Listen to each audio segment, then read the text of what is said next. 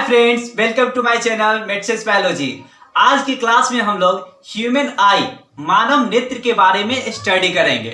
हम लोग जानते हैं कि हमारा जो आंख होता है हमारे शरीर का बहुत ही महत्वपूर्ण अंग माना जाता है, जिसके द्वारा हम लोग क्या करते हैं, विभिन्न विभिन्न वस्तुओं को देख पाते हैं, उनके रंगों को पहचान पाते हैं, अलग अलग स्वरूप को देख पाते हैं। क्लियर है? तो इनमें सबसे पहले जो वैज्ञानिक थे वो कौन थे? डॉक्टर रोजर क्लार्क थे।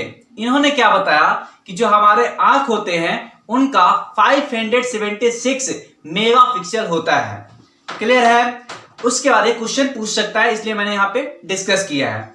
सेकेंड, जो नेत्र गोलाक होता है, ये बीच में जो गोला बना हुआ है इसको क्या बोलते हैं? नेत्र गोलाक बोलते हैं। इनका जो व्यास होता है वो कितना होता है? 2.5 सेंटीमीटर होता है। सेकेंड क्या बोलोगे कि जो हमारा ये इसके ऊपर आंखों के ऊपर क्या है? आई लिड, जिसे हम क्या कहते हैं? पलक कहते हैं। तो ये जो दोनों ऊपर क्या है? पलक है। ये क्या करता है कि बाहर से कोई भी धूल या कण ना आए, उससे बचाने का काम कौन करता है? आई लिड करता है। क्लियर है? सेकेंड क्या बोलोगे आप लोग कि उनमें कुछ ग्रंथियां पाई जाती है, जिसके कारण जो हमारा आंख होता है वो नमी बनी रहती है। तो आप लोग क्या बोलोगे कि वहां पे कुछ ग्रंथियां पाई जाती हैं, जिनके कारण हमारा जो आंख होता है वो नम होता है। क्लियर है? सेकेंड, उनमें ये देखो, हमारे नाक के ऊपर और ललाट के नीचे ये जो दोनों बना हुआ है, इसे हम क्या कहते हैं? ऑर्बिट कहते हैं। और इसी के अंदर क्या होता है? गोलाक स्थित होता है। क्लियर है? इसी में कुछ मांसपेशियां होती है, जिनके मदद से हम लोग इधर इधर जो हमारा मांसपेशियां मूव करता है, तो ये क्या करता है? फ्लेक्सिबल होता है। मांसपेशियां कैसा होता है? फ्लेक्सिबल होता है, जिनके द्वारा हम लोग इधर उधर क्या करते हैं? मूव कर पाते हैं। क्लियर है? तो ये सब आप लोग याद रख पाओगे। सेकेंड, जानोगे कि इमेज कैसे बनता है, कैसे हम लोग कोई भी वस्तु को देख पाते हैं। तो सबसे पहले जानिए कि जो कॉर्निया होता है, कॉर्निया क्या होता है? हमारे आंखों का जो बाहरी हिस्सा है, ये क्या है? उभरा हुआ भाग होता है, जिनके द्वारा आंख कोई भी प्रकाश आ रहा है, सबसे पहले किस पे आएगा? हमारे कॉर्निया पे आएगा। यहां से कोई भी सनलाइट आ रहा है, ये किस पे आया?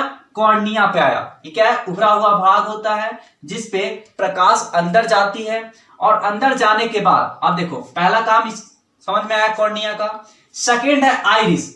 आइरिस क्या होता है? इस कॉर्निया के पीछे का एक झिल्ली होता है, जिसका काम क्या होता है कि कोई भी रंग, अब कौन सा रंग आ रहा है उसको मेंटेन करने का, मतलब कि जो भी रंग है वो किस पे निर्भर रहता है? तो क्या बताओगे? आइरिस पे निर्भर होता है। मतलब किस कलर का वस्तु है, कैसा है, तो जो रंग होता है वो किस पे निर्भर होता है? तो आइरिस पे निर्भर होता है। क्लियर है? तो सबसे पहले कोई भी प्रकाश आया, वो कहां आया? कॉर्निया पे आया। कॉर्निया के द्वारा अंदर आया। अंदर में एक झिल्ली होता है जिसका नाम है आइरिस। वो क्या करेगा? उसको कोई भी कौन सा कलर है उसको नियंत्रण करेगा। उसके बाद थर्ड नंबर पे आता है क्या? प्यूपिल, जिसे हम लोग क्या कहते हैं? पुतली कहते हैं। आप ये बात याद रखना, जैसे आप लोग जानते हो इसका काम क्या है कि एडजस्टमेंट करना। एडजस्टमेंट का मतलब क्या हुआ कि जैसे आप लोग देखे होंगे, अंधेरे में जब हम लोग जाते हैं तो हम लोग क्या करते हैं? पिपिल को बढ़ाते हैं, आंख ऐसे बढ़ाते हैं, है ना? तो उस टाइम क्या होता है? हमारा जो आंख होता है वो बड़ा हो जाता है। वही हम लोग लाइट में जाते हैं तो आंख क्या होता है? छोटा जाता है। तो आंख छोटा नहीं होता, उसका जो पार्ट्स है पुपिल, वो क्या करता है? बड़ा छोटा करने में मदद करता है। तो हम लोग जब अंधेरे में जाते हैं तो क्या होता है? पिपिल को बड़ा करते हैं, और जब लाइट में रहते हैं तो वहां क्या होता है? जो पिपिल होता है वो नॉर्मल होता है, छोटा रहता है। क्लियर है? तो पिपिल का काम समझ में आया? एडजस्टमेंट करने का काम होता है ना? अब देखो, जो प्रकाश आया वो सबसे पहले आइरिस, यहाँ कॉर्निया के द्वारा आया, अंदर आया, फिर आइरिस आया। आइरिस उसको मेंटेन किया, किस कलर का है, किस कलर का वस्तु है। उसके बाद उसको एडजस्ट कौन किया? पिपिल किया। तो आइरिस के पीछे एक छिद्र होता है, जिसका नाम होता है क्या? पुतली। क्या कहते हैं उसको? पुपिल कहते हैं। तो आइरिस के पीछे एक छोटा सा छिद्र होता है, जिसे हम पुपिल कहते हैं। वो क्या करता है कि प्रकाश की मात्रा को नियंत्रित करता है, कितना मात्रा में वो आ रहा है। तो उसको नियंत्रित करने में कौन हेल्प करता है? पिपिल करता है ना? उसके बाद कोई भी आया, आने के बाद सब कहां जाएगा? लेंस के पास। कहां जाएगा? लेंस के पास। क्योंकि आप लोग जानते हो यहां पे कौन सा लेंस हो गया? उत्तल लेंस।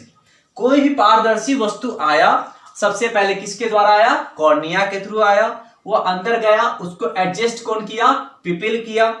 प्रकाश की मात्रा को नियंत्रित कौन किया? पुपिल किया। उसके बाद आया कहां? लेंस के पास। अब लेंस के पास क्या हुआ? रिफ्लेक्ट करेगा। यहां कोई भी वस्तु आया, वस्तु बना और यहां से क्या हुआ? रेटिना पे बनता है। आप लोग जानते हो कि रेटिना क्या हुआ? यहां पे इमेज आया 5 नंबर पे, क्या बोलोगे? रेटिना। रेटिना क्या होता है? जो भी प्रकाश लेंस कॉर्निया के थ्रू आया है, लेंस पे है, इससे जो प्रतिबिंब बनता है वो किस पे बनता है? रेटिना पे बनता है। और प्रतिबिंब कैसा बनता है तो क्या बताओगे?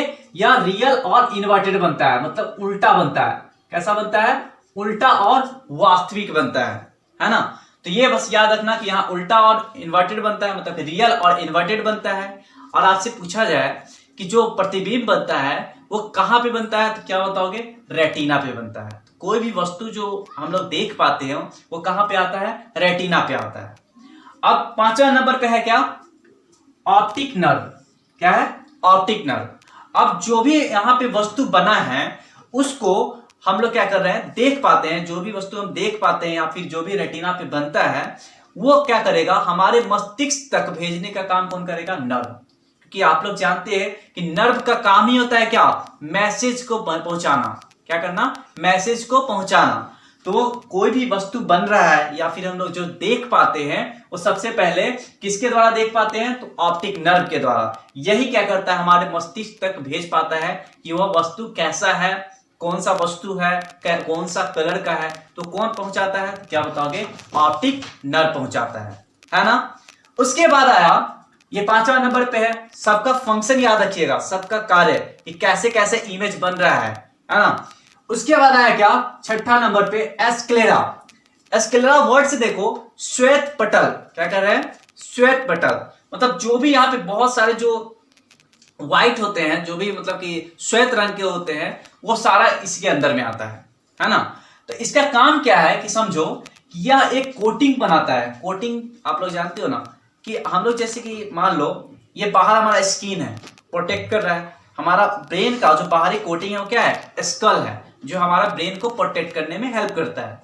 वैसे ही हमारे आंखों के बाहरी हिस्से में एक कोटिंग का बनाता है, जो इसको हम क्या कहते हैं? स्क्लेरा।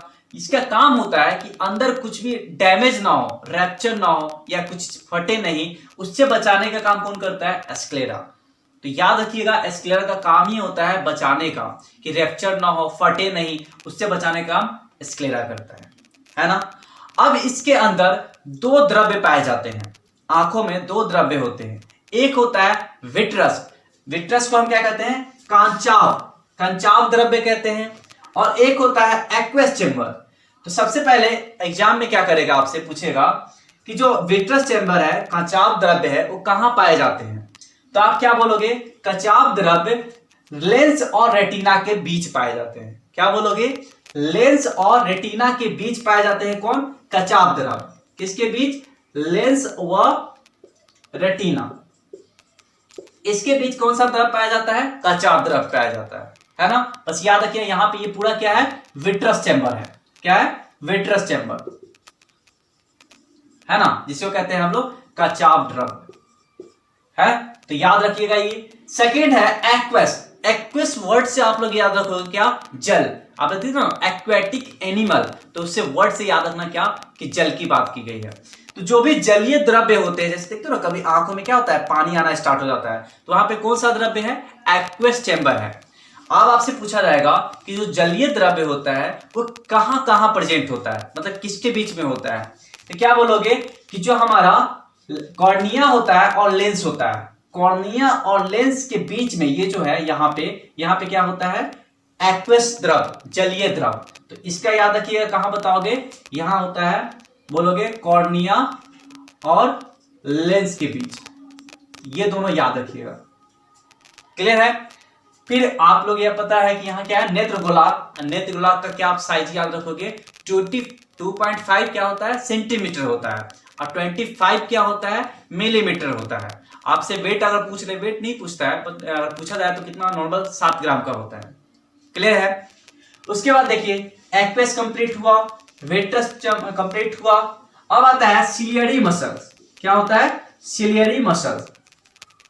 सिलेरी मसल का क्या काम है कि जो भी हमारा पीपील है, पुतली आ रहा है, उसको कॉन्ट्रेक्शन करने में, मतलब देखते हो कभी ऐसे देखते हो तो इसका कॉन्ट्रेक्शन करने में, मतलब कि इसमें बड़ा छोटा करने में कौन हेल्प करता है? सिलेरी मसल्स करता है। कोई भी एडजस्टमेंट, कोई भी वस्तु आया उसको छोटा बड़ा करने में कौन हेल्प करता है? सिलेरी मसल करता है, जिसे हम कहते हैं पक्षामाभी कहते हैं। क्या कहते हैं? पक्षामाभी कहते हैं, है ना। उसके बाद आया, ये सारे फंक्शन याद रखिएगा, pupil, iris, cornea, ciliary muscle, aqueous chamber, vitreous chamber, retina, sclera और ऑप्टिक नर्व। मैंने सारे फंक्शन को यहाँ पे डील कर दिया है। अब यहाँ पे कोई भी पॉइंट नहीं रह रहा है।